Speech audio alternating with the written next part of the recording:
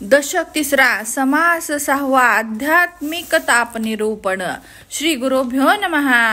आता तापत्रयांच्या लक्षणांचे निरूपण करीत आहोत. श्रोतेजन हो, एकाग्रतेने श्रवण करावे. अत्यंत आतुरतेने वाट पाहत असलेली गोष्ट मिळाल्यानंतर जसा आनंद होतो, तद्वत तापत्रयाने होरपळलेल्या संतांच्या संगतीने आनंद होतो. अत्यंत भुकेजलेल्याला अन्न मिळाले, तहानेने घसा कोरडा झालेल्याला पाणी मिळाले, किंवा बंदिवासात अडकलेल्या बंदिवासातून मुक्त केले तर सुख होते. नदीच्या महापुरात पडून गुदमरणाऱ्याला एखाद्याने नदीच्या काठावर आणून सोडले, स्वप्नात दुःखाने रडणाऱ्याला जागृत केले, अथवा मरणाचा प्रसंग आला असताना जीवदान दिले, किंवा आलेले संकट दूर केले तर सुख होते. व्याधिग्रस्ताला अत्यंत गुणकारी औषध दिले तर त्याचे आरोग्य सुधारून त्याला बरे वाटते. या सर्व उदाहरणातील दुःखिताप्रमाणे प्रपंचेने दुःखी झालेला, त्रिविध तापाने होरपळून गेलेला मुमुक्षूच परमार्थाला अधिकारी होतो. वर नमूद केलेले त्रिविध ताप कोणते याबद्दल निरूपण करीत आहोत. यासाठी एक आधार वचन असे आहे. श्लोक: देहेंद्रिय प्राणेन सुख दुःखच प्राप्यते, इमं माध्यात्मिकं तापं जायते सर्वदेहिनां, सर्वभूतेन संयोगात सुखं दुःखच जायते.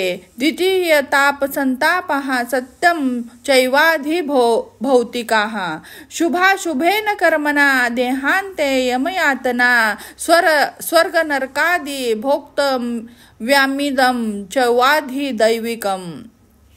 भावार्थ: देह इंद्रिय प्राणाने जीवाला सुख दुःख होतात. या देहादीमुळे होणाऱ्या दुःखांना आध्यात्मिक ताप असे ओळखले जाते. पंचभूतांच्या आणि त्यामुळे निर्माण झालेल्या वस्तूंच्या संयोगामुळे सुख दुःख संभवतात. या कारणामुळे होणारे कष्ट दुसरा आधी भौतिक आधी ताप होय. जीवाने केलेल्या पुण्य पापाच्या कर्मामुळे त्याला मृत्यूनंतर स्वर्ग नरक अनुभवावे लागते. त्याच यमयातना म्हणजे आधी दैविक ताप होय. सारांश: पहिला आध्यात्मिक ताप, दुसरा आधी भौतिक ताप आणि तिसरा आधी दैविक ताप होय. हे जाणा. तेव्हा श्रोत्यांनी आध्यात्मिक ताप, आधी भौतिक ताप आणि आधी दैविक ताप यांची लक्षणं कोणती हे आम्हाला स्पष्ट समजेल असे विस्ताराने सांगा अशी विनवणी केली. ओहो, फारच छान असे म्हणत वक्ता विषय प्रतिपादन करू लागले. वरील प्रथम श्लोकात सांगितल्याप्रमाणे देह इंद्रिय आणि प्राण यांच्यापासून होणाऱ्या सुख दुःखाने वैतागणे हाच आध्यात्मिक ताप होय. सारांश: देहापासून आलेले दुःख आणि इंद्रिय प्राणाने होणारे दुःख यांना आध्यात्मिक ताप असे म्हणतात. आता देहापासून कोणती दुःख होतात, प्राणावर कोणती संकट येतात इत्यादी सर्व गोष्टी स्पष्टपणे सांगत आहोत.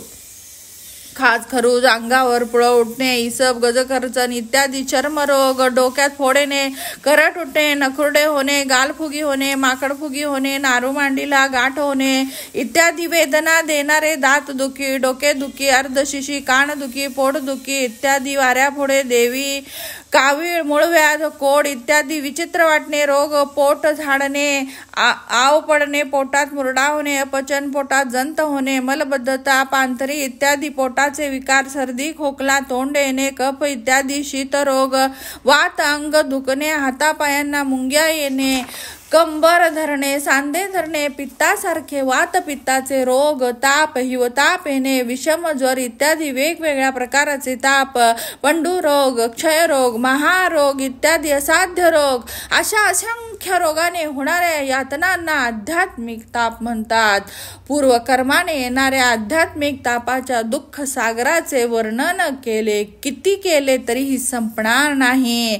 फार काय सांगावे श्रोतेजन हो. एवढ्यानेच सर्व काही समजून घ्यावे. क्रमवार पुढील समासात आधी भौतिक तापाविषयी सांगत आहोत. इथे श्री दासबोधे गुरु शिष्य संवादे तृतीय दशके आध्यात्मिक ताप निरूपणम षष्ठाः समासः.